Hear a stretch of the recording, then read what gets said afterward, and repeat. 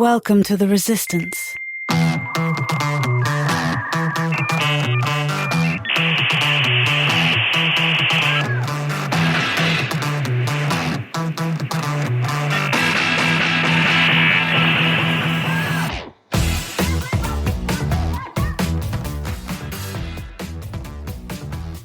Xers, and welcome back to Gen X Resistance. I'm your host, Paul Stevens, and today we're going to fly straight into the brand new Superman movie, pun intended.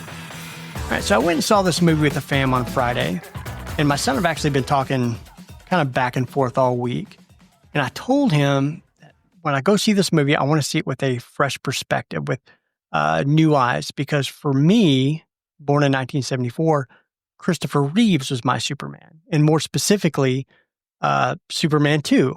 I was a little older and thought it was just amazing. And really, I still do. I think that movie still holds up to this day. But I wanted to go back to the basics with this one. Alien, Cape, truth and justice in the American way, an understanding of his origin story. So I took off my rose-colored glasses from 1978 and stripped away the nostalgia. I didn't want any comparisons to Reeves. I didn't want any comparisons to Cavill. I didn't want any of that fanboy baggage. I wanted to see if this movie delivered on its own, not as a reboot, not as a revival, but as a standalone film in 2025. And does it work? Let's find out. All right, so first, let's take a look at what the critics and the fans rated this movie. The IMDb rating was 7.7 out of 10, and with a Metascore of 68 at the time of this podcast, of course. Rotten Tomato, the critics gave it an 82%, and the audience gave it a 93%. So the audience seemed to love it, and the critics a little bit more cautious, but still pretty positive. Those aren't bad scores. It was directed and written by James Gunn. You may know him from Guardians of the Galaxy or Suicide Squad. Now he's the head of the DCU. David Cornsweet played Superman, Rachel Brosnahan as Lois Lane, Nicholas Hoult as Lex Luthor, with a whole roster of supporting DC heroes, Hawkgirl, Metamorpho, Mr. Terrific. We get the Guy Gardner version of Green Lantern, which I thought was great, played by Nathan Fillion, even he did sport that really terrible bowl cut. Let's talk a little bit about the story, maybe without giving away too much of the plot. The film opens up with a geopolitical incident that makes the world start to question Superman. And also, this is only 3 years into him being Superman. So he hasn't been Superman as we know him that long. But a video surfaces of his Kryptonian parents, of course, which was stolen by Lex, talking about subjugating lesser species, and the public panics. Lex Luthor capitalizes on that fear and convinces the government to let him trap Superman in a pocket universe. Now, most of this has already been seen through some of the trailers, so I don't think I'm revealing too much there. There's one part that seems a little ambiguous because a lot of the reviews say that the recording was doctored, but the movie never actually says the movie was doctored. We never get that confirmation either way. It could have been a deep fake. It could have been real. It's ambiguous. But if it was a deep fake, that's very 2025 right now. All right, so I thought that Cornsweet brings sincerity and warmth, and I thought he brought that Boy Scout vibe back to Superman that's been missing for a few years. And I thought Brosnahan's Lois was sharp and quick.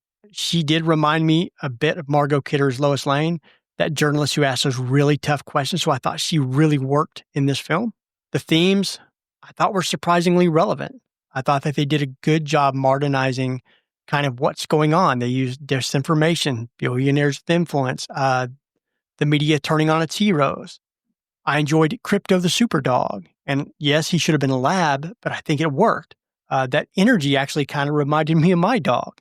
Nicholas Hoult as Lex Luthor is probably my favorite. Jiminy Christmas, this dude was great. Perfect amount of intelligence, arrogance, and envy, all wrapped up into one. There were a few bad, I guess you could call it, things to there. I thought maybe the second act maybe gets bogged down a little too much, like it tries too hard. Some of the characters are underutilized, especially the DCU sidekicks. Like Green Lantern, I would like to have seen a little bit more of Guy Gardner. The portrayal of Ma and Pa Kent kind of bothered me. Look, I'm from Arkansas, and even I thought it was a bit too country, too hokey. I believe they made the Kents out to be way too simple. But other than that, I think the good definitely outweighs the bad here by a lot. Yet visually, this isn't Snyder's darkness or Reeves' 1978 Superman. Gunn brings color, like a mix of retro and modern, humor, and that comic book energy. And sometimes it works beautifully. Other times, maybe it feels like a Guardians of the Galaxy Metropolis edition. I don't know. I liked it. The music uses a touch of the classic John Williams theme. It's a smart move. It was subtle, but very respectful. And it feels like a Superman movie.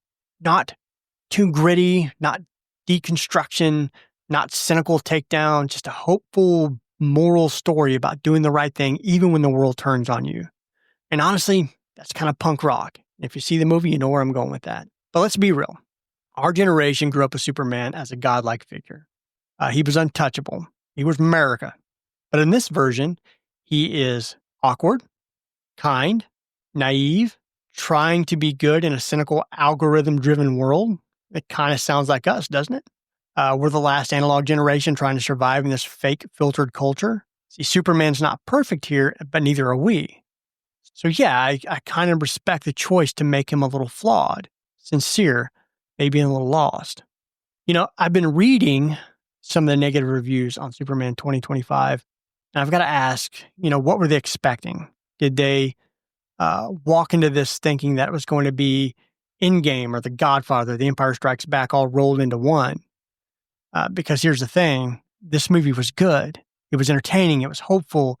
It told a coherent story. It had emotional stakes. It even gave us a flying super dog that I didn't even know I needed. And most importantly, it gave me value. I paid my ticket. I bought my snacks. I sat down for 2 hours and I was entertained. That's the deal. That's the transaction. And this movie delivered. Now, I said this in my last episode, and I'll say it again. Critics and audience, they watch the movie two different ways. Critics watch for craft, symbolism, cinematography, tonal consistency. They've got this whole checklist that they go for, like that building inspector. But I'm here to speak for the people who just want to know, was it good? Did it make sense? Did I care about the characters? Did I feel like it was worth my time? And for me, this Superman movie checked every one of those boxes. That doesn't mean that we give everything a pass. If you listen to my last week's review, then you know that I torched that mess of a reboot they tried to pass off as Jurassic World. That corporate, lifeless, phoned in, whatever that was I watched. But this one, it felt like somebody actually cared. And maybe that's not enough for every critic, but it was for me. And for a lot of us who've seen superhero movies burn out into meaningless CGI soup, it's enough to say, yeah, that was worth it.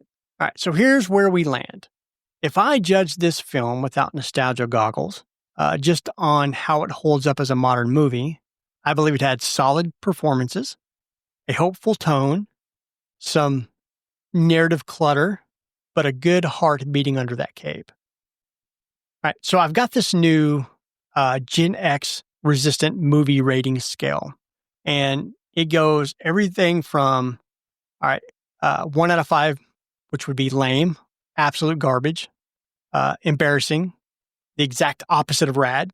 A 2 out of 5 would be as if, tried to be cool, ended up tripping over your parachute pants.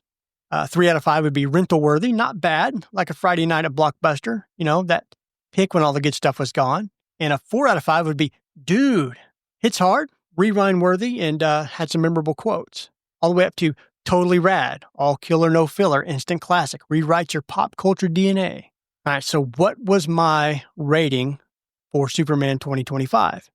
It's dude, because it hits hard, it's rewind worthy, and has some memorable quotes.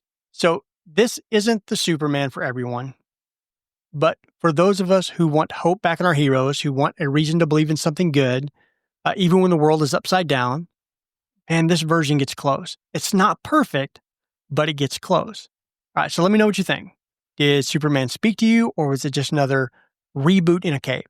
All right, hit me up at genxresistance@gmail.com, or you can leave a message in the link in the show notes.